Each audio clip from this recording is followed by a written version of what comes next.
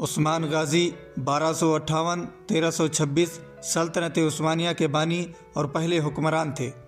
عثمانی سلطنت کا آغاز ان کی قیادت میں ہوا، جو بعد میں دنیا کی سب سے بڑی اور طویل ترین سلطنتوں میں شامل ہوئی۔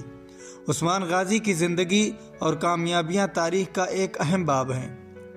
عثمان غازی 1258 عیسوی میں سوغوت شہر میں پیدا ہوئے۔ وہ کائی قبیلے سے تعلق رکھتے تھے، جو ایک ترکمان قبیلہ تھا۔ ان کے والد ارطغرل غازی سلجوقی سلطنت کے ماتحت علاقے کے سردار تھے۔ ارطغرل غازی کی وفات کے بعد عثمان غازی نے قبیلے کی قیادت سنبھالی۔ عثمان غازی نے 1299 عیسوی میں سلجوقی سلطنت کے کمزوری سے فائدہ اٹھاتے ہوئے اپنی آزاد ریاست کی بنیاد رکھی۔ ان کی قیادت میں عثمانی ترکوں نے اناطولیہ میں دیگر ترک قبیلوں کو متحد کیا اور بازنطینی سلطنت کے خلاف جنگیں شروع کی۔ عثمان غازی نے اپنی ریاست کا دارالحکومت سوغوت کو بنایا۔ عثمان غازی کی فتوحات بنیادی طور پر بازنطینی علاقوں میں تھیں۔ انہوں نے کئی قلعوں اور علاقوں پر قبضہ کیا، جن میں اہم ترین فتح ینی شہر کی تھی، جو بعد میں عثمانی سلطنت کا دارالحکومت بنا۔ عثمان غازی کی کامیابی کا راز ان کی حکمت عملی اور مقامی لوگوں کی حمایت میں تھا۔ وہ انصاف پسند، بہادر اور مذہب پر یقین رکھنے والے حکمران تھے۔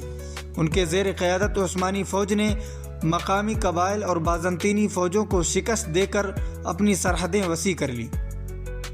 عثمان غازی نے 1299 عیسوی میں اپنی ریاست کو خلافت عثمانیہ کا نام دیا اور اس کی بنیاد شرعی اصولوں پر رکھی۔